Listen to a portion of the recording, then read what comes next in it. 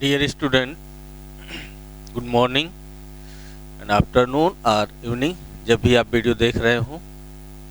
पिछली क्लास में हम लोग देखे थे डाइजेशन इन माउथ कैविटी या वोकल कैविटी। इस क्लास में हम लोग देखेंगे डाइजेशन स्टमक। ठीक है, माउथ कैविटी में डाइजेशन होने के बाद जहाँ पर स्लाइवा का फंक्शन हुआ था, ये फूड जो डाइजेस्टेड फूड डाइजेशन के लिए चल रहा था माउथ कैविटी से होकर ईसोफेगस में जाता है। ईसोफेगस ओनली जो है केवल ये फूड को पास कराता है। कहाँ से कहाँ? माउथ कैविटी से लेकर के स्टमक तक। यहाँ आप फिगर में देख सकते हैं इसमें। ठीक है, फूड ये मूव कर रहा है। ये जो दिखाया गया है ट्यूब लाइक स्ट्रक्चर, ये हमारा है एसोफेगस। और यहाँ पर देख सकते हैं ये इसोफेगस से जुड़ा हुआ हिस्सा है, नीचे हमारा स्टमक है। ठीक है, यह स्टमक या इसोफेगस। इसोफेगस केवल एक वे है, एक रास्ता है जहाँ से फूड पास होता है माउथ कैविटी से लेकर स्टमक तक। किस प्रोसेस से जाता है उस चीज को यहाँ जानना जरूरी है। इसोफेगस में फूड पेरिस्टाल्टिक मूवमेंट से पास होता है। जो मूवमेंट यहाँ पाया जाता है वो पेरिस्टाल्टिक मूवमेंट है। यानी इसोफेगस, आप यहाँ पर एनिमेशन में थोड़ा सा देख रहे हो कि जो मसल्स का कंट्रैक्शंस है, रिदमिक कंट्रैक्शंस है, वो कुछ ऐसे है, ऐसे हो रहा है। ठीक है, ऐसे यहाँ पे आप देख सकते हैं कैसे हो रहा है यहाँ पे। ठीक है, ये जो प्रोसेस है रिदमिक कंट्रैक्शंस है जिसे हम देख रहे हैं, वही हमारा है पेरिस्टाल्टिक मूवमेंट। डिफिनेशन आपके सामने है इसकी। एसोफेगस के बारे में कहा गया, taking food from mouth to stomach by peristaltic movement. यानी एसोफेगस से स्टमक तक फूड जो पास किया जा रहा है वो पेरिस्टाल्टिक मूवमेंट से किया जा रहा है। ये पेरिस्टाल्टिक मूवमेंट क्या है? Rhythmic contractions of muscles, rhythmic contractions of muscles of lining of the alimentary canal to push the food forward.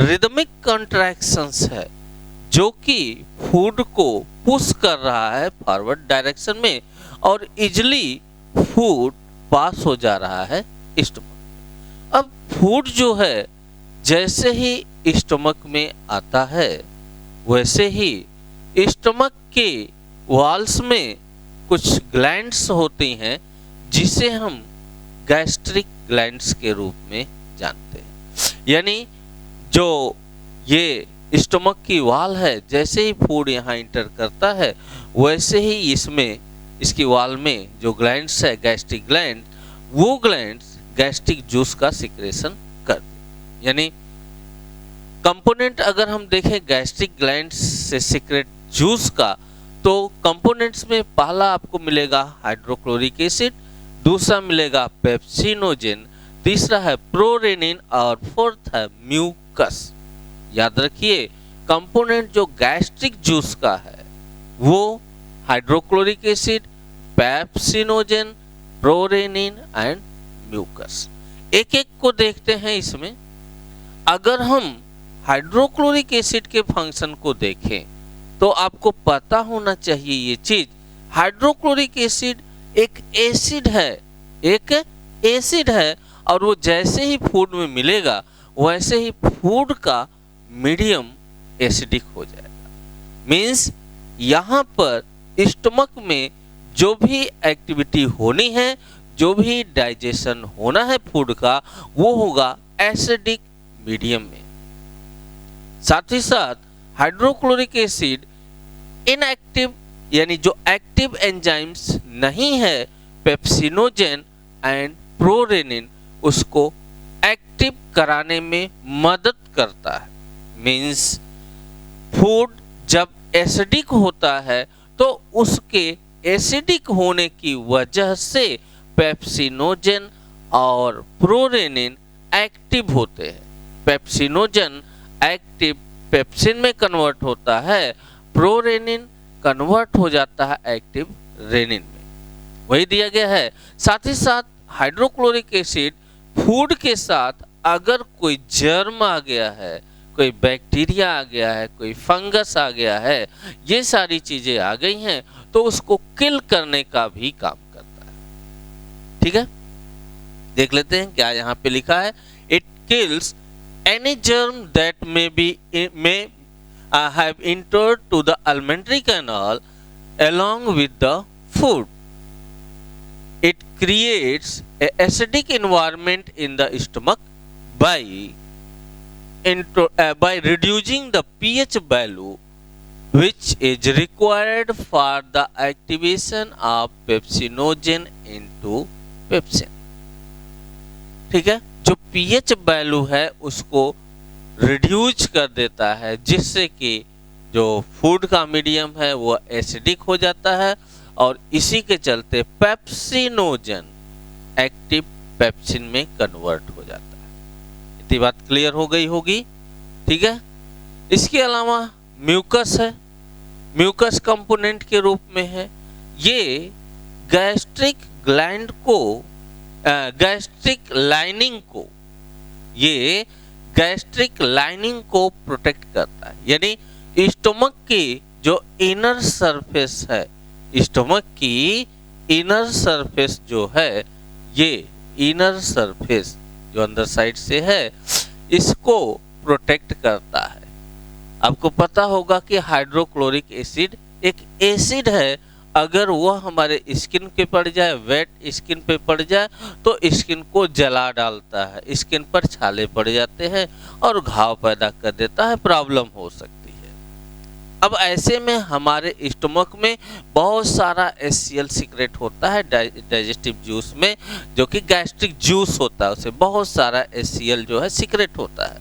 अब सोचिए, अगर वहां पर कोई प्रोटेक्शन ना हो तो स्टमक की वॉल डैमेज हो सकती है, स्टमक की वॉल में घाव बन सकता है, या स्टमक की वॉल में फफोले या छाले पड़ सकते हैं, उसको नुकसान पहुंचा सकता है।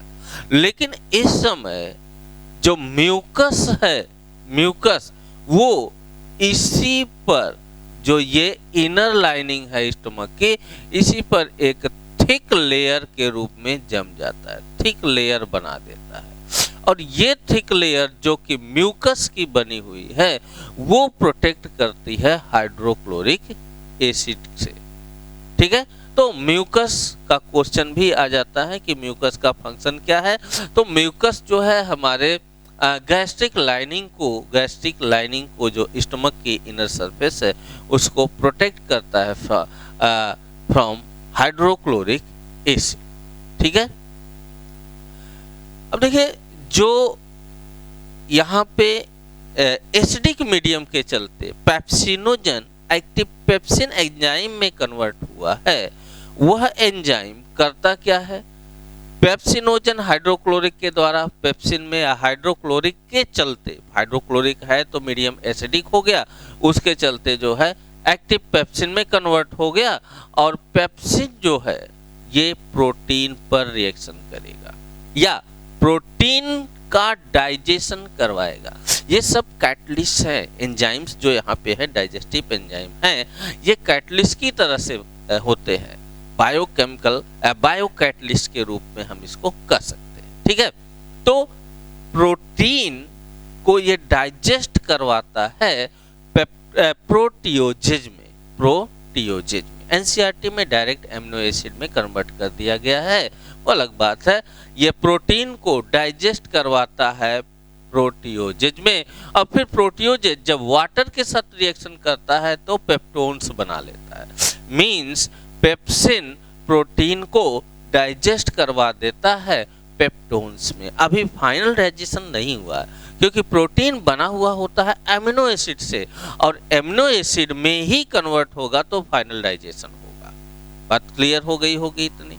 ठीक है, फिर से एक बार रिवाइज हम कर दे रहे हैं। क्या हाइड्रोक्लोरिक एसिड के चलते फूड का मीडियम एसिडिक हो गया, और फूड के मीडियम एसिडिक होने की वजह से इनएक्टिव जो एक्टिव नहीं है, पेप्सिनोजेन कन्वर्ट हो जाती है पेप्सिन में, जो कि एक्टिव है। और ये एक्टिव पेप्सिन प्रोटीन को डाइजेस्ट करती है, डाइजेस्ट करवाती है, किस में? तो पेप्टोन्स में डाइजेस्ट करवाती है। अब बात क्लियर हो गई होगी यहाँ पे।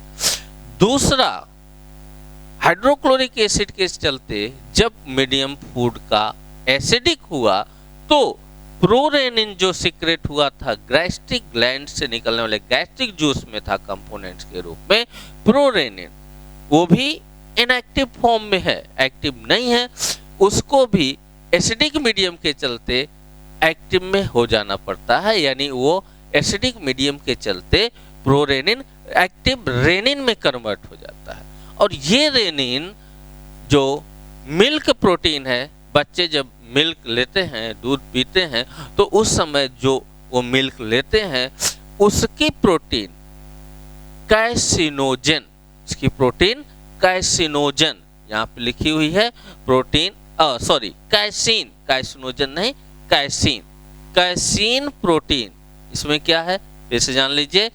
Active rennin, milk protein, casein, जो कि बच्चे दूध पीते हैं, छोटे बच्चे, ये आप यूँ जानिए कि 6 ईयर तक के बच्चों में ये एंजाइम सीक्रेट होता है, मैक्सिमम 8 ईयर्स ले सकते हैं कहीं कहीं पर, उसके बाद इसका सीक्रेशन नहीं होता है। तो ये बच्चों में जो है, चाइल्ड्स में जो है आपके वर्क करता है, सीक्रेशन होता है। तो जो वो मिल्क होती है, जो बच्चे मिल्क लेते हैं, उस मिल्क की प्रोटीन कैसीन को किसमें कन्वर्ट करवा देता है रेनिन? कैल्शियम पैरा कैसिनेट, यानी कार्ड में कन्वर्ट कराता है, दही में कन्वर्ट करा देता है, कार्ड में कन्वर्ट करा देता है। ठीक है, आप जानते होंगे कि जब बच्चे दूध पी लेते हैं तो कभी कभी वो उल्टी कर देते हैं, यानी जो उल्टी करते हैं उसमें दूध जो होता है फटा हुआ आता है, जमा हुआ आता है, तो उस पर रेनिन का रिएक्शन हो गया रहता है, या रेनिन उसको अपने द्वारा जो है कैल्शियम पैराकैसिनेट में लगभग कन्वर्ट करा देता है, तो वो दूध फटा हुआ हमें दिखता है। फिलहाल ये फंक्शन आपके यहाँ पे है। ठीक है, तो ये आपका जो है कंप्लीट डाइजेशन स्टोमक में है। एक बार समरी फिर से हम बता देते हैं, क्या डाइजेशन के लिए जो फूड आ रहा है एसोफेगस में पेरिस्टाल्टिक मूवमेंट से स्टोमक में आता है, जहां गैस्ट्रिक ग्लैंड से गैस्ट्रिक जूस सीक्रेट होता है। इसके कंपोनेंट के रूप में हाइड्रोक्लोरिक एसिड, पेप्सिनोजेन और प्रोरेनिन। पेप्सिनोजेन और प्रोरेनिन जो है एंजाइम्स हैं, हाइड्रोक्लोरिक एसिड जो है एसिड है। हाइड्रोक्लोरिक एसिड किल कर देता है जर्म्स को जो भी फूड के साथ यहाँ तक आ गए हैं, और साथ ही साथ मीडियम को एसिडिक कर देता है, जिसके चलते पेप्सिनोजेन और प्रोरेनिन जो इनएक्टिव फॉर्म में है एक्टिव पेप्सिन एंड रेनिन में कन्वर्ट हो जाते हैं। अब ये एंजाइम फंक्शन के लिए तैयार है। ठीक है, जो पेप्सिन है ये प्रोटीन को कन्वर्ट करवा देता है, यानी ये जो एंजाइम है ये बायोकैटलिस्ट है। तो पेप्सिन जो है प्रोटीन को कन्वर्ट करवा देता है पेप्टोन्स में कन्वर्ट करा देता है, और रेनिन जो है ये मिल्क प्रोटीन कैसीन को कन्वर्ट करा देता है कैल्शियम पैरा कैसिनेट में, जो कि कार्ड होती है, दही होती है। ठीक है, म्यूकस को याद रखेंगे, ये स्टमक इनर लाइनिंग को प्रोटेक्ट करता है। कैसे? तो एक मोटी लेयर, एक थिक लेयर यहाँ बना देता है, जिससे हाइड्रोक्लोरिक एसिड से इसको प्रोटेक्शन मिल जाता है, ये प्रोटेक्शन का काम करता है। इसके अलावा एक और पॉइंट बता देते हैं, मान लीजिए आप मीट ले रहे हैं, फिशेज ले रहे हैं, तो कुछ बोन्स टाइप के हार्ड पार्ट फूड में चले आते हैं, तो उसको भी ब्रेक डाउन करने का या गलाने का काम जो है हाइड्रोक्लोरिक एसिड यहाँ कर देता है। तो ये स्टमक में डाइजेशन हुआ। अब डाइजेस्टेड फूड स्टमक से आगे बढ़ता है। ठीक है, एक पॉइंट और यहाँ बताते हैं, जो स्टमक में डाइजेशन हो रहा है तो पेरिस्टाल्टिक मूवमेंट में यहाँ, लेकिन एक प्रोसेस होता है चर्निंग प्रोसेस, इसको हम अलग से भी वीडियो बनाएंगे चर्निंग प्रोसेस का। तो चर्निंग प्रोसेस से यहाँ पर जो है फूड डाइजेस्ट होता है, यानी कि जो प्रोसेस यहाँ पर है चर्निंग, जो एक तरह से रिदमिक कंस्ट्रक्शंस हैं, फूड ऊपर नीचे मत दिया जाता है, एकदम चर्निंग प्रोसेस की एक वीडियो हम अलग से बनाएंगे। ठीक है, तो ये रहा आज की क्लास।